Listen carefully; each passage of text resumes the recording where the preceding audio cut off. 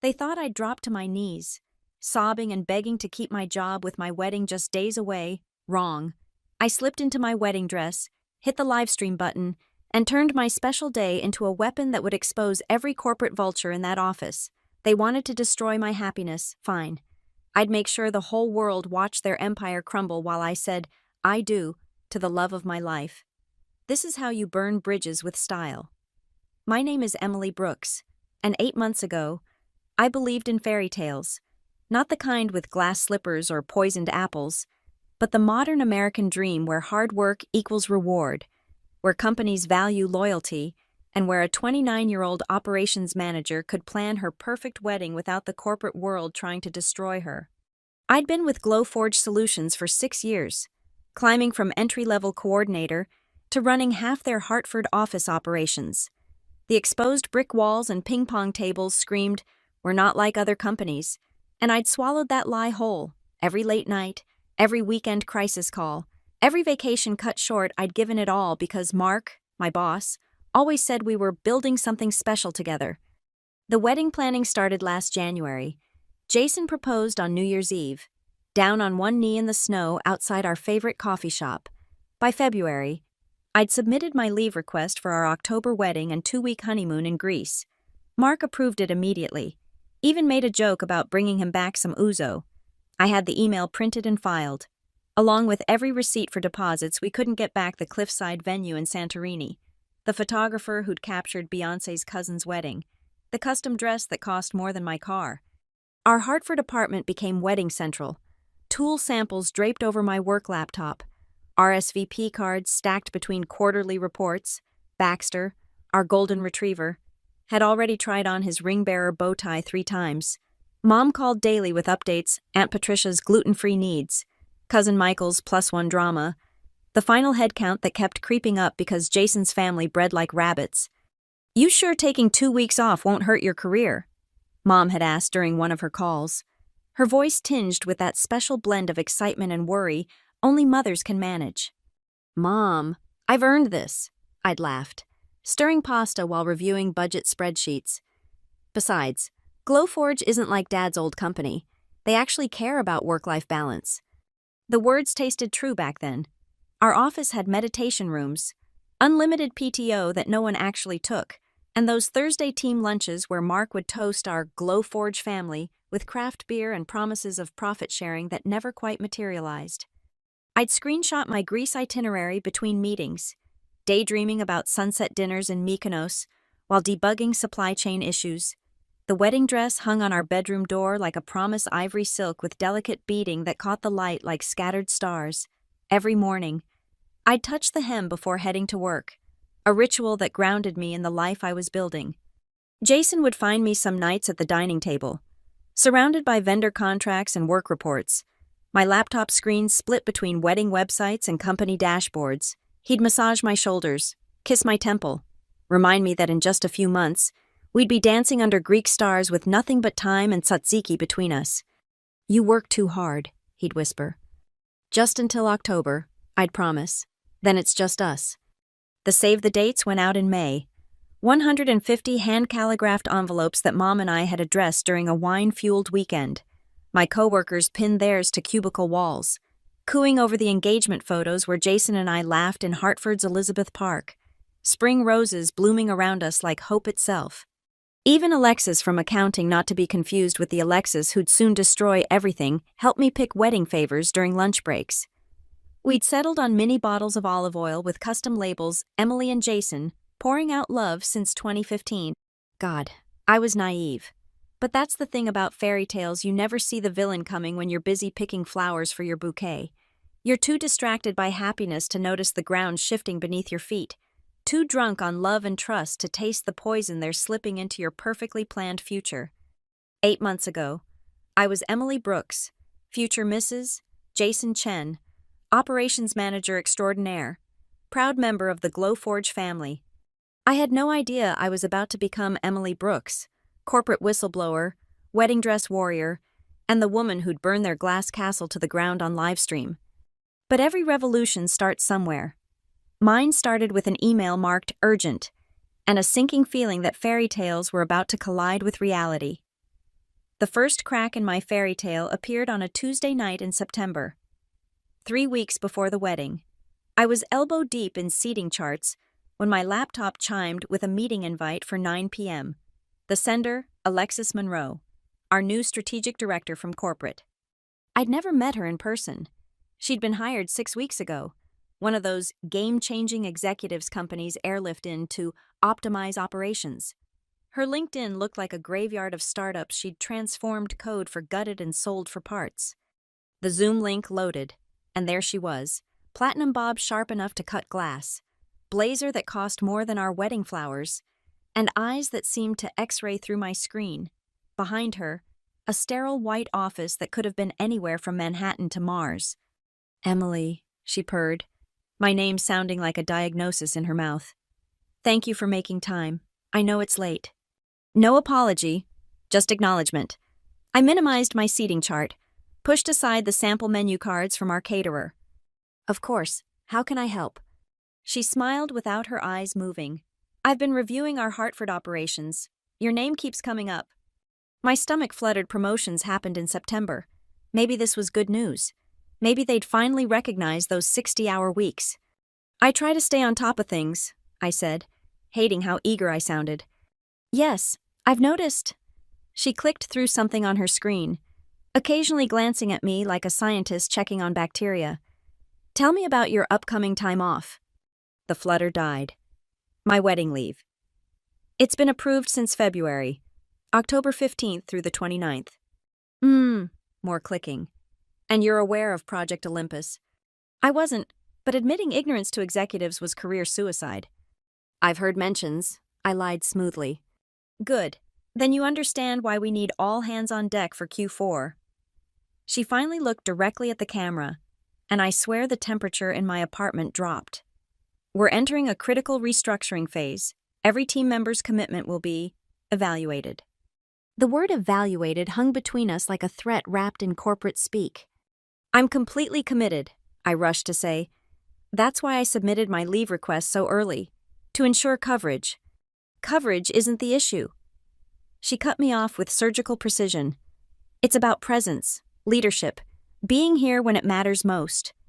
My mouth went dry. Baxter, sensing my tension, patted over and rested his head on my knee. "Have you had a chance to review Section 15.3 of the Employee Handbook lately?" Alexis continued, pulling up a document. "The part about leave modification in cases of business-critical initiatives." I hadn't. Who reads employee handbooks after orientation? "I'll review it," I managed. "Please do. We'd hate to see strong performers handicapped by poor timing." She paused, letting that sink in. "How's Mark? By the way, you report to him, correct?" "Yes, Mark's great, very supportive." Something flickered across her face. Amusement, pity? "Support is wonderful, but in times of change, we need warriors, not cheerleaders." She leaned back. Verdict delivered. "I'll be in Hartford next week. We should chat in person about your trajectory." The call ended before I could respond. I sat there, staring at my own reflection in the black screen, wedding dress mocking me from its hanger. Jason found me an hour later, still at the table, employee handbook pulled up on my screen. Section 15.3 was a masterpiece of legal fuckery, basically. The company could revoke approved leave for any strategic business need with minimal notice. "Everything okay?" He rubbed my shoulders, but I barely felt it. "Just work stuff," I said, not wanting to worry him, not yet. But that night, I couldn't sleep. Alexis's words echoed warriors, not cheerleaders. What kind of war was she planning, and why did I suddenly feel like I'd already been selected as a casualty? I started noticing things, hushed conversations that died when I walked by, calendar invites for meetings I wasn't included in. Mark, usually chatty, became evasive, always rushing to another urgent sync. The Hartford office felt different, like the air before a storm. Even the ping-pong table sat unused, gathering dust like a relic from a more innocent time. 3 days later, an all-hands email announced Project Olympus, a revolutionary restructuring to position Glowforge for unprecedented growth. Corporate speak for, "We're about to destroy everything you know." I touched my wedding dress that night, But the ritual felt hollow. The silk seemed cheaper, the beading like broken promises. But I pushed the doubts down. I had a wedding to plan, a life to start. Whatever Alexis Monroe was plotting, it could wait until I got back from Greece. I should have known better. Vultures don't wait for convenient timing. They circle, they watch, and they strike when you're most vulnerable. Monday, October 8th.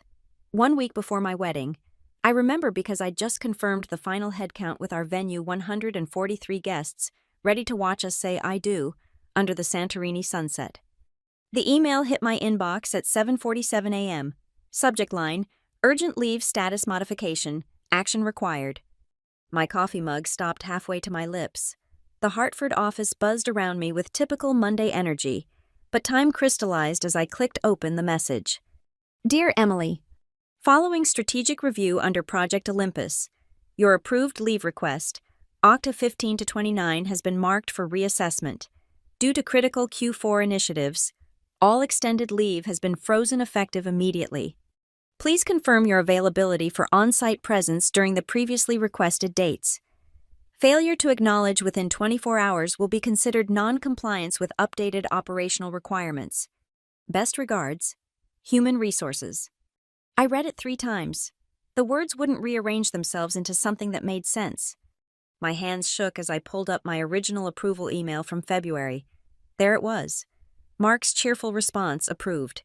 Bring me back something stronger than ouzo. 7 months. 7 months of planning, deposits, arrangements. The photographer alone required a $5,000 non-refundable payment. The Santorini venue, another $8,000. Flights for us and immediate family. Jesus, I couldn't even calculate that number without wanting to vomit. You okay? Sarah from marketing peered over our shared cubicle wall. You look like you've seen a ghost. I couldn't speak. If I opened my mouth, I'd either scream or sob, and neither would help. Instead, I grabbed my phone and stumbled to the parking lot. October air sharp against my burning face. Jason answered on the second ring. Hey babe, what's... They're canceling our honeymoon. The words tumbled out between hyperventilated breaths. 1 week, 1 fucking week before our wedding. What, Emily? Slow down. Who's canceling what? I forwarded him the email, then collapsed against my car. Legs suddenly liquid. The parking lot spun. This wasn't happening. This couldn't be happening. Those bastards, Jason's voice turned steel. They can't do this. You have approval in writing. Section 15.3, I whispered, remembering Alexis's smirk. They can do whatever they want. I'm coming to get you. No, I have to talk to Mark. He'll fix this. He has to. But Mark's office was empty. His assistant mumbled something about strategic planning sessions all day. I sent him 3 emails, each more desperate than the last. Nothing. By lunch, panic had morphed into determination. I printed everything my original request, Mark's approval, receipts for every non-refundable expense. Armed with my paper trail, I marched to HR. Patricia, the HR manager who'd helped plan my office bridal shower, wouldn't meet my eyes. Emily, I understand this is difficult timing. Difficult. I slammed the receipt folder on her desk. Patricia, we have 143 people flying to Greece. My parents took out a loan. My future mother-in-law sold jewelry to afford her flight. She shuffled papers, still avoiding eye contact. The needs of the business. What needs? My voice cracked. What could possibly be so critical that it can't wait 2 weeks? 2 weeks I've had approved for 7 months. I'm not at liberty to discuss strategic initiatives. Corporate robot mode engaged. However, I can confirm that all leave requests are subject to operational requirements as outlined in Section 15.3. Yeah, I've been briefed. I leaned forward. Patricia, please, human to human, what's really going on? For a moment, her mask slipped. She glanced at the door, then back to me, mouth opening like she wanted to warn me. But whatever words gathered died unspoken. The mask returned. You have 24 hours to confirm your availability. I suggest you explore your options. My options. I laughed, harsh and bitter. What options? Cancel my wedding, lose tens of thousands of dollars. destroy my relationships with everyone who's rearranged their lives to celebrate with us. I'm sorry, Emily, the decision comes from above. Above, Alexis Monroe, floating in her sterile white office like a corporate deity, moving pieces on her chessboard.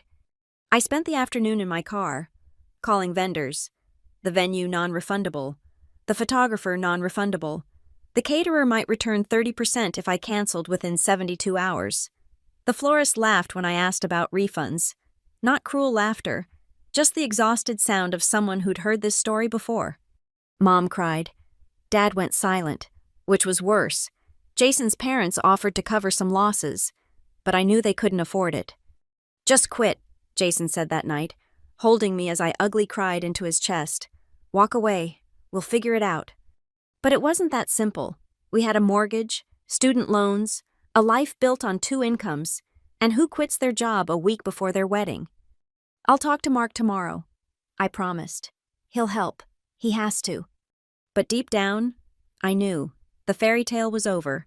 The vultures had been circling, and I'd been too blinded by white silk and Greek dreams to see them closing in. 1 week until my wedding, and Glowforge Solutions had just declared war. They had no idea what they'd just started. Tuesday morning. I arrived at the office at 6:30 a.m., 2 hours before Mark usually showed up. I'd rehearsed my speech all night, calm, professional, solution-oriented. I'd even prepared compromise proposals work remotely from Greece, cut the honeymoon to 1 week, delay it until January, anything to salvage both my wedding and my job. Mark's Mercedes pulled in at 8:15. I watched from the lobby as he checked his phone, shoulders tense. When he finally entered, he saw me and his face did something I'd never seen in 6 years. It crumbled. Emily, Christ, I was hoping. Let's go to my office. The walk felt like a funeral march. Other early arrivals averted their eyes. Everyone knew. Mark closed his door, gestured to a chair, then stood behind his desk like he needed a barrier between us. Gone was the man who'd high-fived me over exceeded quotas, who'd championed my promotions. This Mark looked hollowed out. I tried, he started, then stopped. Emily, I need you to know I fought this. Then fight harder. I spread my documentation across his desk. Look at this. Mark, everything's approved. You approved it. We have a contract. We have shit. The profanity startled us both. Mark never swore. Sorry, I'm sorry. But Emily, this comes from way above me. Alexis has the board's ear, and she's restructuring. Restructuring what my life? He rubbed his face, suddenly looking every one of his 53 years. The entire Hartford operation. Project Olympus isn't about growth, it's about optimization. They're cutting 30% of positions by year end. The room tilted. 30%. Anyone who shows inflexibility goes on the first list. He couldn't look at me. Taking leave during Q4 implementation is considered inflexible, I finished.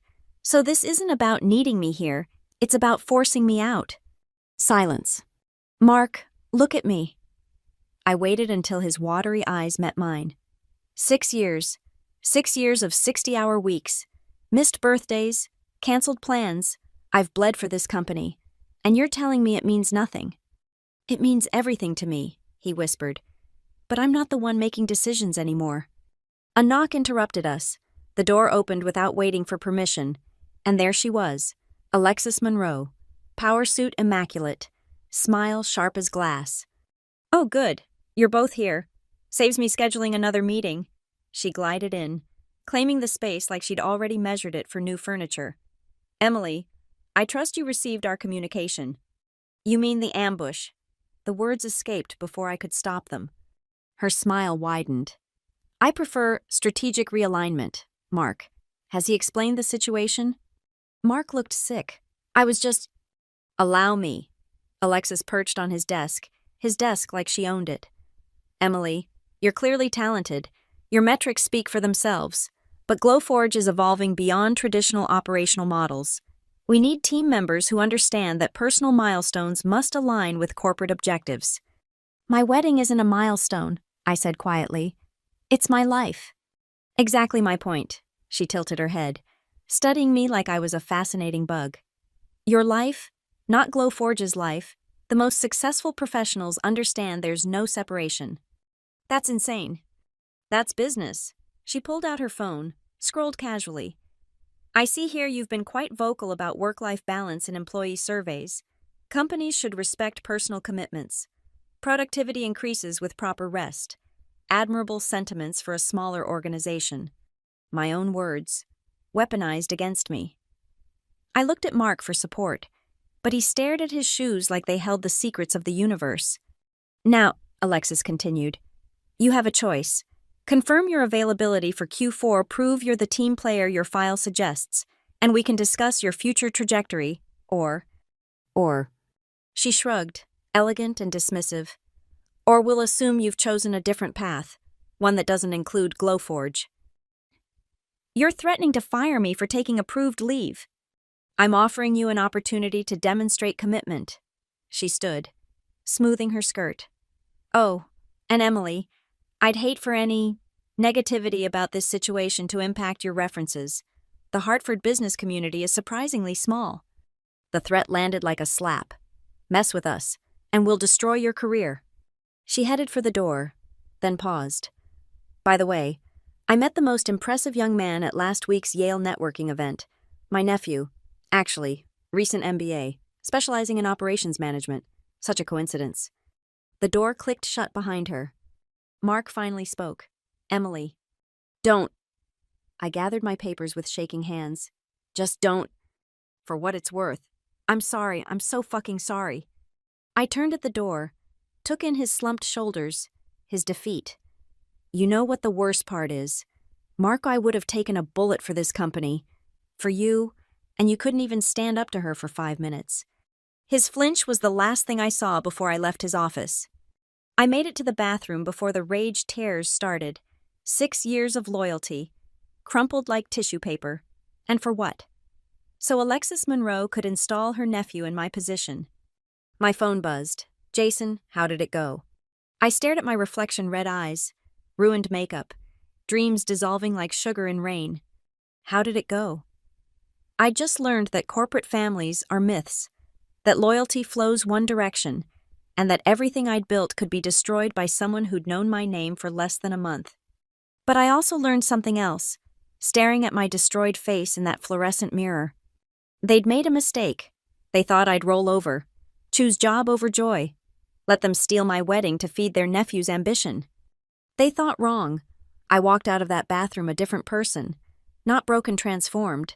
I spent the rest of Tuesday at my desk, mechanically working through tasks while my mind processed what came next. At 5 p.m. sharp, I sent my response to HR. After careful consideration, I will be taking my approved leave as scheduled. My wedding and honeymoon are non-negotiable. Wednesday morning, they were ready for me. The termination meeting was scheduled for 9 a.m., held in Conference Room C, the one without windows, where they'd fired Tommy from IT last spring.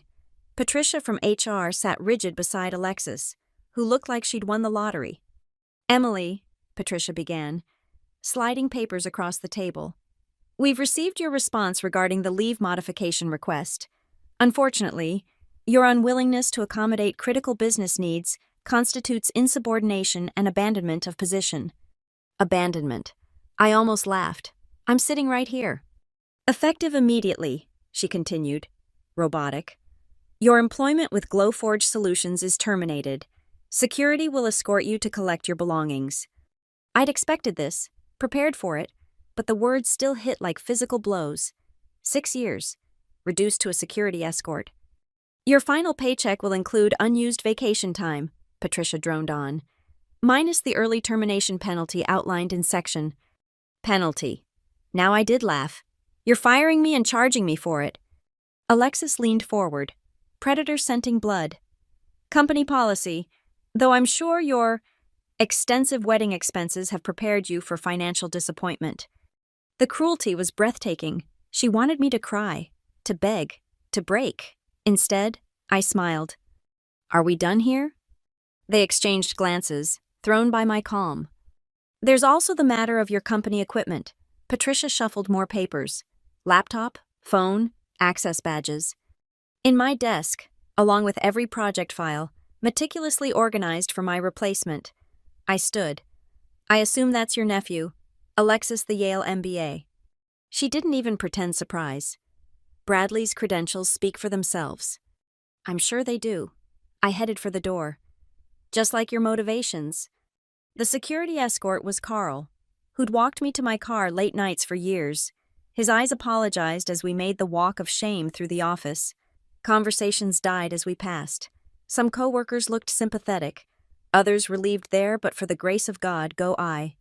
My desk was exactly as I'd left it, except someone had already removed my nameplate. Efficient. I packed my personal items while Carl stood guard the succulent Jason gave me for our anniversary. My coffee mug that said, "World's Okayest Employee," the photo of Baxter in his bow tie. The wedding dress photo went in last, 3 weeks ago. I'd hung it in my cubicle as a countdown reminder. Now it felt like evidence at a crime scene. "Emily," Sarah appeared despite Carl's protective stance. "This is bullshit. Everyone knows it's bullshit." "Careful," I warned. "Negativity might impact your trajectory." She hugged me anyway, quick and fierce.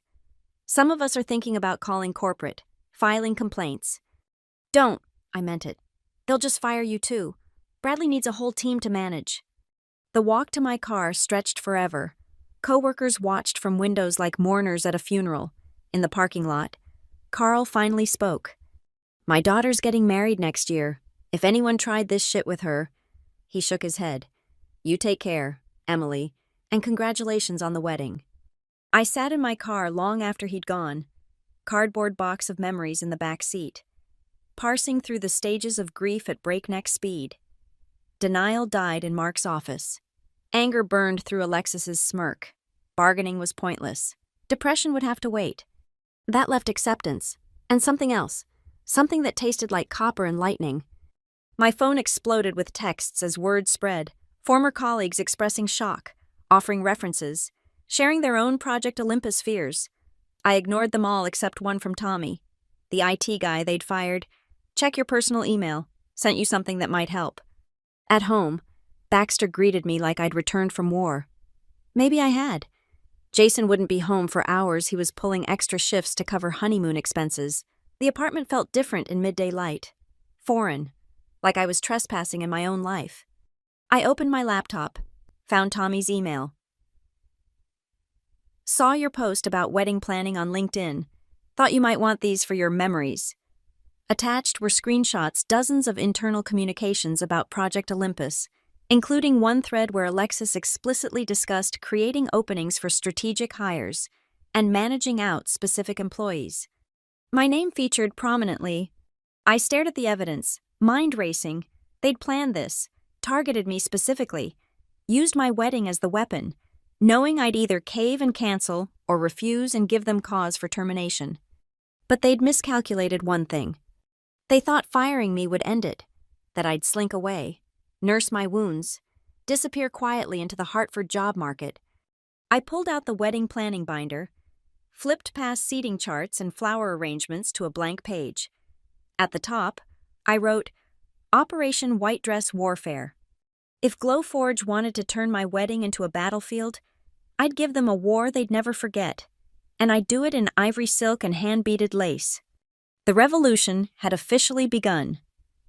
That night, Jason found me surrounded by laptop screens, legal pads, and what looked like a war room. Baxter had given up trying to get my attention and sprawled across the couch, occasionally sighing at my intensity. Jason set down his keys carefully, like any sudden movement might spook me. "What's all this?" "Evidence." I didn't look up from typing. "Tommy sent screenshots. Alexis planned this whole thing. She literally has emails discussing managing me out to make room for Bradley. Her nephew. The Yale MBA prince himself." I spun my laptop toward him. "Look at this timestamp. She was plotting my termination before she even met me." Jason read, his face darkening with each line. "This is... Jesus. This is conspiracy-level evil. And completely legal. I'd spent 3 hours researching wrongful termination law. Connecticut's at-will employment. They can fire me for wearing the wrong shoes if they want. So what's all this for?" I looked at him then. Really looked at him. My sweet Jason, still in his scrubs from a 12-hour shift. ready to support whatever insanity I was planning. They want to destroy our wedding fine. I'm going to make it the most public wedding in Hartford history. I pulled up the Instagram account I just created, at Corporate Bride Revenge. If they can use social media to build their employer brand, I can use it to tear it down. No, listen. I stood, pacing now, energy crackling. They think I'll go quietly because I'm scared of bad references, scared of making waves. But what if I make a tsunami instead? I showed him the video I'd recorded on my phone, just me, still in my work clothes, eyes red but voice steady. My name is Emily Brooks. Today, I was fired from Glowforge Solutions for refusing to cancel my wedding. This is my story. You want to post this? Tomorrow morning, then every day until the wedding, I document everything, the emails, the threats, the nephew waiting in the wings, show people what really happens behind those ping-pong tables and meditation rooms. Jason was quiet for a long moment. Then, the wedding's in 5 days. I know. We could still cancel, take the losses, have a small ceremony. No, the word came out harder than intended. They took my job. They threatened my future. They don't get to take this too. He pulled me into his arms, and I finally let myself feel the weight of it all. 6 years, gone, career trajectory, derailed, professional reputation, potentially torched. What if no one cares? I whispered into his chest. What if I do all this and people just think I'm a bitter ex-employee? Then we'll still be married, in Greece, surrounded by people who love us. He tilted my chin up. But people are going to care. This isn't just about you anymore. How many employees are getting managed out right now? How many weddings, pregnancies, family emergencies are being weaponized? He was right. The texts from coworkers hadn't stopped. 3 people had already shared their own Project Olympus horror stories. Mike from accounting was being pushed out before his paternity leave. Sandra in design was suddenly underperforming after requesting accommodation for her mother's cancer treatments. Okay, I took a deep breath. Okay, we do this. The next 3 days blurred together. The first video went live Thursday morning and exploded beyond anything I'd imagined. By noon, it had 10,000 views. By evening, 50,000. The comments poured in. Same thing happened to me at TechCorp. Approved leave mysteriously became abandonment when I wouldn't cancel. My sister lost her job for taking bereavement after our dad died. These companies are vultures. Please expose them all. Name names. Save others from this. I posted the screenshots Tommy sent, carefully redacting anything legally problematic, but leaving enough to paint the picture. Alexis's name trended on LinkedIn. Glowforge's Glassdoor reviews tanked as former employees felt emboldened to share their experiences. Then the DMs started. Wedding vendors offering discounts for the cause, a videographer volunteering to live stream the ceremony for free, local news outlets wanting interviews, 3 employment lawyers offering pro bono consultation. But the most amazing part, the Glowforge Survivors Network that emerged. We created a private group sharing documentation, comparing notes, building cases. Turns out I wasn't the first wedding Alexis had destroyed, just the first to fight back publicly. By Saturday, my wedding day, the hashtag #HackedCorporate Bride Revenge had been used over 1 million times. My story had become our story. Everyone who'd been steamrolled by corporate machinery finding their voice. Jason found me that morning, standing in my childhood bedroom at my parents' house, wedding dress laid out like armor. You ready for this? I touched the beading, those scattered stars I'd dreamed about for months. They wanted me to choose between love and survival. They never considered I'd choose revenge. That's my girl. He kissed my forehead. Let's go burn it all down. The live stream equipment was already set up in the backyard. 3 cameras, professional lighting, and a directorial team of volunteers ready to broadcast my wedding and my reckoning to the world. Time to show them what happens when you fuck with a bride's perfect day. The live stream went live at exactly 2 p.m., the time our Santorini ceremony should have started. Instead of a cliffside view, our backdrop was my parents' backyard transformed by an army of volunteers into something magical. String lights created constellations. White roses climbed makeshift arches. and the October leaves provided a defiant splash of color. "We're live in 10 seconds, whispered Marcus, the volunteer videographer who'd driven from Boston. His equipment looked more suited to a TV production than a backyard wedding. I stood at the garden gate in my dress, the ivory silk catching afternoon light exactly as I'd dreamed. Jason waited at the altar, a simple wooden arch my dad had built yesterday, looking devastating in his suit. But between us sat something unconventional, a small table with a stack of papers and a microphone. The countdown ended. The red recording light blinked on. 20,000 viewers and climbing. "Good afternoon." I spoke directly to camera one. "I'm Emily Brooks, and this is my wedding day. It's not the Greek island ceremony we planned, because 5 days ago, Glowforge Solutions fired me for refusing to cancel this moment." The viewer count jumped. 30,000, 40. "But before I marry the love of my life, I have something to read." I picked up the first paper. "This is the termination letter Glowforge gave me. Let me share some highlights." I read it all, every corporate euphemism, every veiled threat. Then I pulled out the emails Tommy had sent, the ones showing Alexis Monroe plotting to install her nephew in my position months before my wedding leave became an issue. "This isn't just my story," I continued. Viewer count hitting 60,000. "Mike Patterson was fired last week for taking paternity leave. Sandra Kim lost her job when her mother got cancer.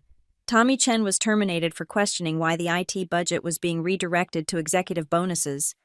Behind me, the wedding guests, my 143 warriors who'd shown up despite everything, held up signs. Mike's wife had made them, "Glowforge stole my husband's leave. Families before profit. Alexis Monroe wedding crasher." Glowforge Solutions claims to be a family-first company. I held up their recruiting brochure. They have meditation rooms and ping-pong tables. They also have a strategic director who views human milestones as obstacles to eliminate. The comment feed exploded. Former employees sharing horror stories. Current employees pledging to resign Monday. Competitors offering jobs to anyone fleeing Glowforge. A few trolls defending corporate rights. Drowned out by the tsunami of support. But here's what Glowforge doesn't understand. I set down the papers, voice steadying. "They can take our jobs. They can threaten our futures. They can try to steal our joy. But they cannot break us." I turned to Jason, my voice softening. "Because love isn't a business metric. Commitment isn't measured in office hours. And some things," I gestured to our assembled crowd, to the cameras, to the 100,000 viewers now witnessing. "Some things are worth fighting for." The music started, not the string quartet we'd booked for Santorini, but my cousin on acoustic guitar, playing something raw and beautiful. I walked down the makeshift aisle, past colleagues turned rebels, past family who'd flown in anyway, past cameras capturing every defiant step. Jason took my hands at the altar, tears streaming down his face. Behind him, the officiant Judge Martinez, who'd volunteered after seeing my story, smiled knowingly. "Before we begin," Judge Martinez spoke into the microphone, "I understand the bride has prepared special vows." I nodded, pulling out the paper I'd written at 3 a.m., running on rage and caffeine. "Jason," I began, "I promise to love you in prosperity and unemployment, in sickness and in health insurance gaps, through better and through corporate restructuring. I promise to fight beside you against any force natural, supernatural, or incorporated in Delaware that tries to dim our light." Laughter rippled through the crowd. The viewer count hit 200,000. "I promise," I continued, "to never let a company convince me that their quarterly earnings matter more than our daily joy. I promise to value our time together over any executive's strategic initiative. And I promise to always, always choose love over fear." Jason was openly sobbing now, and he wasn't alone. Half the guests were wiping eyes, and the comment feed had become a waterfall of hearts and fists. "Emily," Jason managed, voice cracking, "I promise to support every dream, every scheme, and every revolution you start. I promise to be your partner in both matrimony and mayhem. I promise to remind you that your worth was never tied to a company that couldn't see your value. And I promise to love you whether we're honeymooning in Greece or job hunting in Hartford." "The rings?" Judge Martinez asked. Baxter trotted forward, bow tie slightly askew, pillow attached to his collar. The crowd erupted. the viewer count passed 300,000. As we exchanged rings, I caught sight of my phone propped against the officiant's podium. Notifications were exploding: reporters, lawyers, even a few senators promising investigations into corporate leave policies. "By the power vested in me by the state of Connecticut," Judge Martinez proclaimed, "and by the fury of workers everywhere who've been told their lives matter less than profit margins, I now pronounce you married. You may kiss and conquer." Jason swept me into a kiss that felt like victory. Confetti cannons, where did those come from, exploded around us. The crowd roared. The live-stream chat became unintelligible with celebration. When we finally broke apart, I faced the cameras one more time. "Glowforge Solutions," I said, bouquet in one hand, Jason's hand in the other. "Consider this my exit interview." The stream hit 500,000 viewers as we walked back down the aisle, married and victorious, toward a reception that would become legend. But first, one more thing to do. The reception was in full swing when Marcus gave me the signal. Viewer count had stabilized at 800,000 concurrent streams. The comment feed had become a living document of workplace horror stories, each one validating what we'd started. But I wasn't done yet. "Ladies and gentlemen," I clinked a knife against my champagne glass. The universal sound of "shut up and listen." The backyard quieted. "Before we toast, I have one final wedding gift to share." I pulled out my phone, connected it to the live stream system Marcus had rigged. On screens around the yard and across the world, a new email appeared. "This arrived 20 minutes ago from Glowforge's board of directors." I read aloud, "Ms. Brooks, we are deeply disturbed by the information brought to light regarding Project Olympus and the termination practices under Strategic Director Alexis Monroe. Effective immediately, Ms. Monroe has been placed on administrative leave pending full investigation." The crowd erupted. Someone, I think it was Mike Patterson, started a "fuck Alexis" chant that definitely wasn't wedding appropriate and absolutely perfect. But wait, I raised my hand. "There's more. They're offering me my job back, full reinstatement, back pay, and a promotion to Senior Director of Operations." Silence. 800,000 people waiting for my response. So I sent them this. I swiped to my reply. "Thank you for your offer. However, I'm currently on my honeymoon.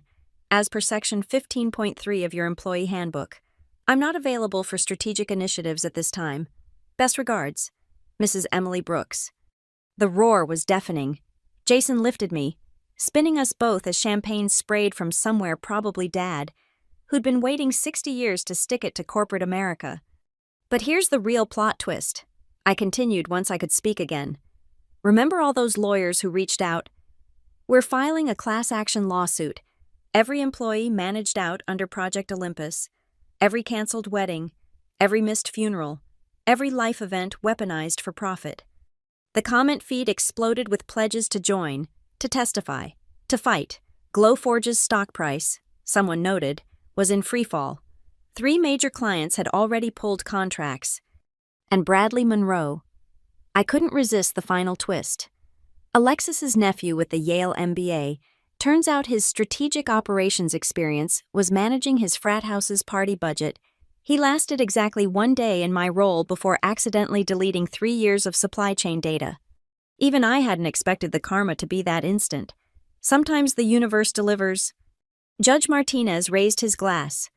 "To Emily and Jason May, your marriage be long, your love be strong, and your enemies learn that hell hath no fury like a bride scorned." "To burning it all down," someone shouted. "In white," another added. We toasted, we danced, we celebrated until the October stars came out. The live stream kept running, capturing every moment of joy stolen back from corporate greed. Wedding guests shared their own stories between songs. Former Glowforge employees called in from around the world, creating an impromptu support group meets party meets revolution. As the night wound down, Jason and I stood before the cameras one last time. My dress was stained with champagne and rebellion. His tie had disappeared hours ago. We looked exactly like what we were, warriors who'd won. "To everyone watching," I said, "everyone who's been told their life events don't matter, that their humanity is inconvenient to profit margins, this is for you. Document everything. Share your stories. Fight back." The wedding industry says this is supposed to be the happiest day of your life, Jason added. They're right, but not for the reasons they think. Glowforge Solutions wanted me to choose between love and survival, I concluded. Instead, I chose justice and got all three. The final viewer count, as Marcus shut down the stream, was 1.2 million. The hashtag #corporate bride revenge would trend for weeks. Alexis Monroe would never work in strategic direction again. Glowforge would eventually settle the lawsuit for an undisclosed 8-figure sum. But that was all aftermath. In that moment, surrounded by love and lit by string lights, I was just Emily Brooks fired, married, and victorious. The girl who live-streamed her wedding and burned down a corporate empire. In a dress worth more than my severance, with a heart worth more than their stock options. Sometimes, revenge really is best served in white. Thank you all for listening to this story of corporate greed, wedding dreams, and sweet revenge. Where are you listening from? Drop a comment below and let's connect. I'd love to hear about your own workplace horror stories or triumphant moments. Don't forget to subscribe to the channel for more stories of everyday people fighting back against injustice, and share your thoughts on Emily's journey. Did she go too far or not far enough? Let me know what you think.